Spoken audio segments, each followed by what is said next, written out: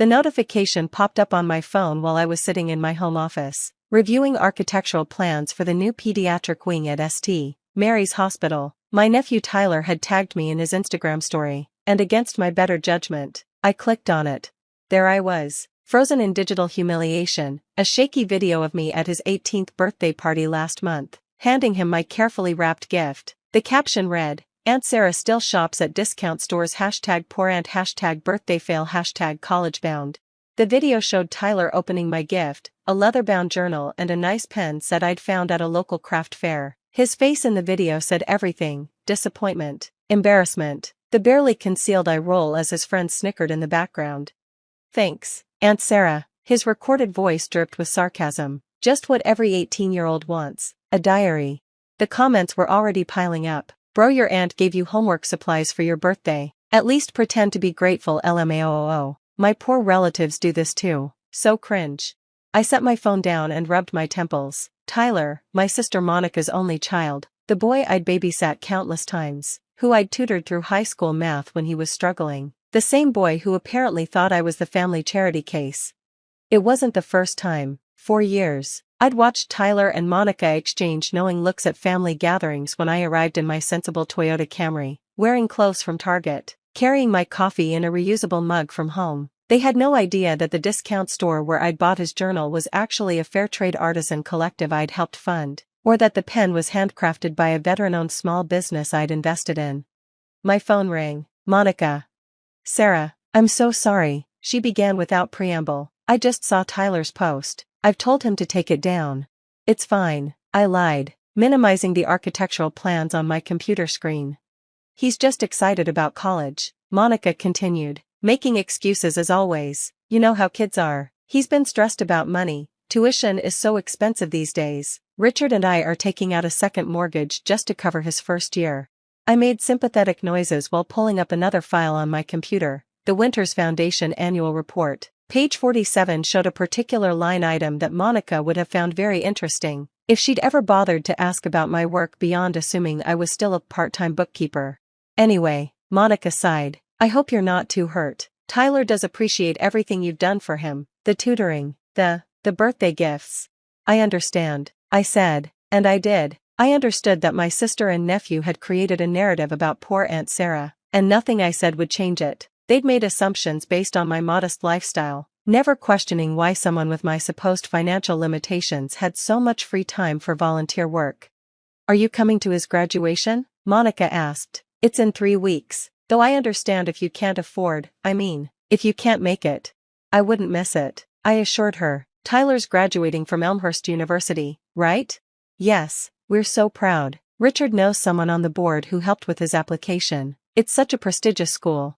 I smiled at my computer screen, where Elmhurst University's development office had sent me the latest updates on construction. "I've heard good things about their business program."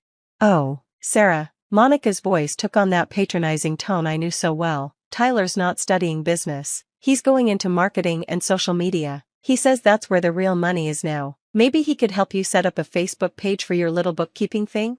My little bookkeeping thing. If she only knew that I'd built a financial consulting firm from scratch, sold it for 8 figures 5 years ago, and now spent my time managing charitable foundations and impact investments. "That's kind of him," I said dryly. "I should go. Early morning tomorrow." "Of course, and Sarah, maybe for graduation, instead of a gift, you could just give Tyler a card? I'd hate for there to be another misunderstanding." After we hung up, I sat in my office, surrounded by the evidence of a life my family had never bothered to understand. Framed letters from grateful scholarship recipients, photos with world leaders at philanthropic summits, the architectural model of the children's hospital wing that would bear my name, quietly, of course, tucked away on a plaque most people would never notice.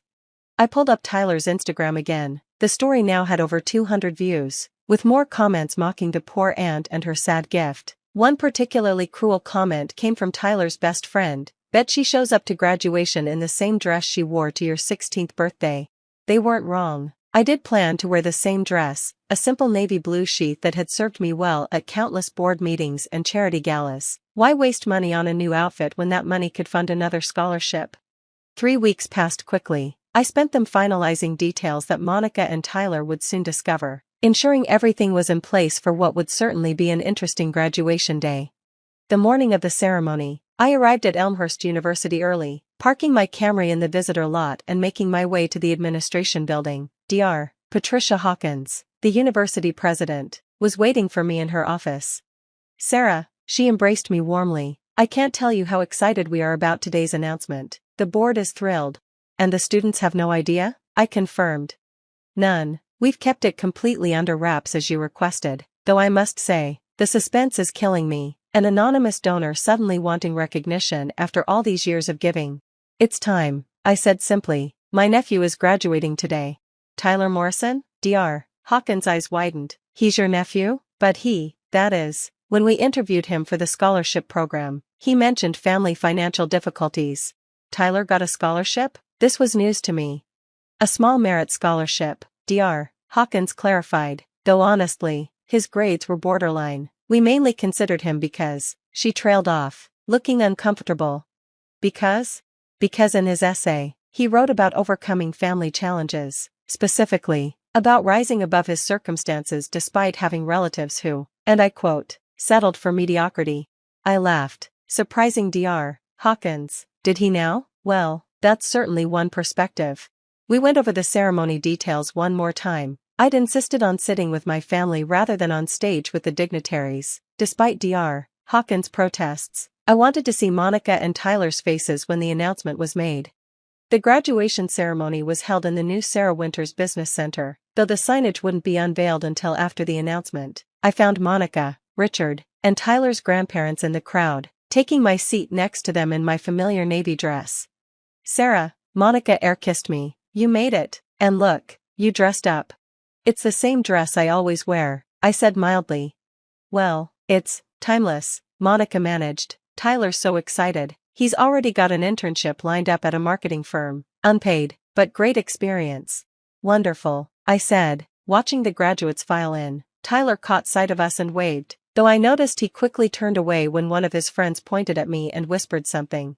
The ceremony proceeded with the usual pomp and circumstance, speeches about bright futures, the value of education, the importance of giving back. I noticed Tyler checking his phone surreptitiously, probably posting more Instagram stories. Finally, Dr. Hawkins took the podium for the special announcements.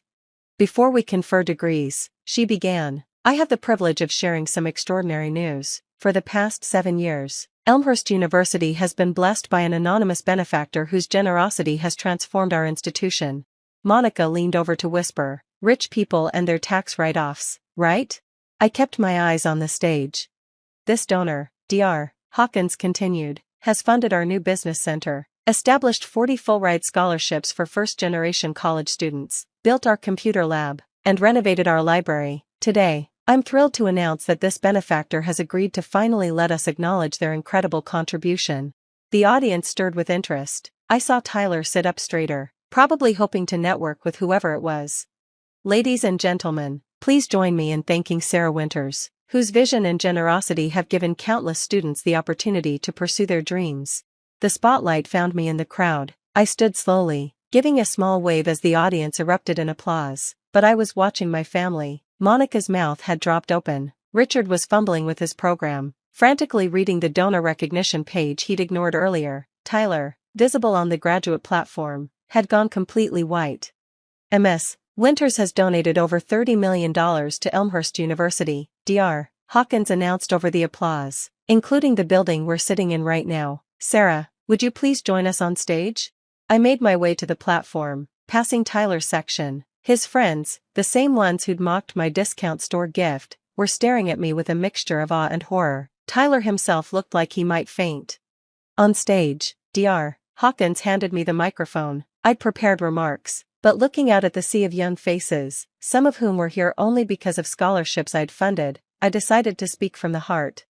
7 years ago, I began. I sat where you're sitting now, not as a graduate, but as someone who never got the chance to attend college. I was too busy working, building a business, trying to make something of myself without a degree. I succeeded, but I never forgot how much harder that made everything. I found Tyler in the crowd. He was shrinking in his seat.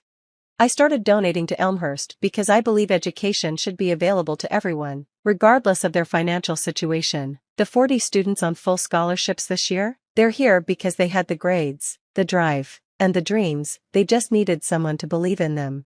I paused, letting that sink in. My nephew graduates today, I continued, and I saw Tyler straighten slightly. He recently shared on social media that I shop at discount stores. He's not wrong. I do shop carefully, because every dollar I don't spend on myself is a dollar I can invest in someone's future. That leather journal I gave him for his birthday? It was made by a young entrepreneur I mentored, who now employs 15 people, but I understand why Tyler didn't see the value in it. Sometimes we're so focused on price tags that we miss the real worth of things. The audience was dead silent. On the platform, Tyler had buried his face in his hands. To the graduates, I concluded, remember that success isn't measured by what you accumulate, but by what you contribute. And sometimes, the relatives you dismiss as failures might just be the ones quietly changing the world. I handed the microphone back to Dr. Hawkins and returned to my seat. The ceremony continued, but I could feel the shift in energy. When Tyler's name was called, he walked across the stage like a zombie, accepting his diploma with none of his earlier swagger. After the ceremony, I was swarmed by administrators, faculty, and grateful scholarship recipients. Through the crowd, I saw Monica pushing her way toward me, her face a study in shock and confusion. "Sarah," she gasped when she finally reached me, "$30 million? How is that possible? You're a bookkeeper." "I was a bookkeeper," I corrected, 20 years ago. Then I started my own firm, grew it, sold it, and dedicated my life to philanthropy. You never asked, so I never told. But you drive a Camry, you shop at Target, you live in that tiny house. All true, I agreed, because I don't need more. What would I do with a mansion? I'd rather build dormitories. Why buy designer clothes when I can fund design students? Tyler appeared behind his mother, his face red and puffy. "Aunt Sarah, I'm so sorry. The Instagram post, the comments, everything. I'm an idiot." I looked at my nephew, really looked at him for the first time in years. Beneath the bravado and materialism, I saw an insecure kid who'd been taught to value the wrong things. "You're not an idiot," I said. "You're young, and you've been raised to believe that wealth looks a certain way. But Tyler, I need you to understand something. That journal I gave you? Use it. Write down your ideas, your dreams, your failures. Success isn't about showing off on social media, it's about building something meaningful." "The scholarships," he said quietly. "Did any of my friends?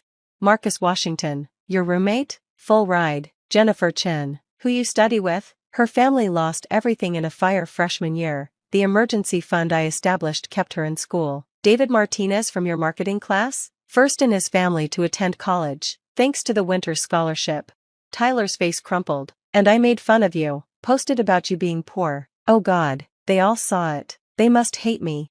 "They might," I said honestly, "but what matters is what you do next. You can't undo the post, but you can change how you see the world, and maybe help others see it differently too." Monica finally found her voice. "Sarah, why didn't you tell us? All these years, we thought."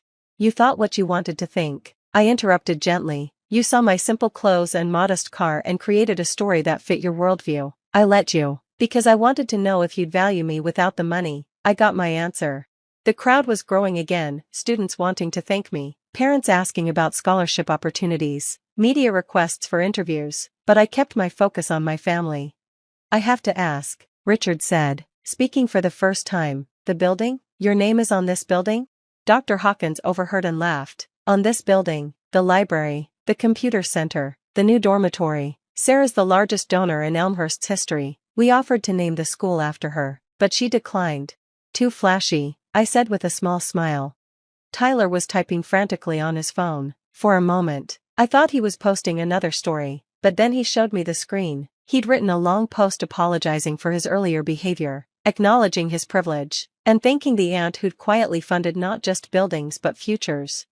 "Is this okay?" he asked anxiously. "It's a start," I said, "but Tyler, real change happens offline. That internship you mentioned, unpaid, right? How about coming to work for the Winters Foundation instead? Paid position, but you'll be working with our scholarship recipients, understanding their stories, helping them succeed. Interested?" His eyes widened. "You'd trust me after what I did?" "Everyone deserves a second chance," I said. "That's literally the foundation's motto." As the crowd finally pulled me away for photos and interviews, I heard Monica say to Tyler, "I can't believe we've been calling her poor Aunt Sarah all these years. Mom, Tyler replied, and I was glad to hear the new maturity in his voice. I think we're the poor ones, we just didn't know it. Later that evening, after all the ceremonies and celebrations, I sat in my simple living room in my small house, still wearing my navy dress. My phone buzzed with notifications. Tyler's apology post had gone viral, with thousands of comments from other students sharing stories of relatives they'd misjudged.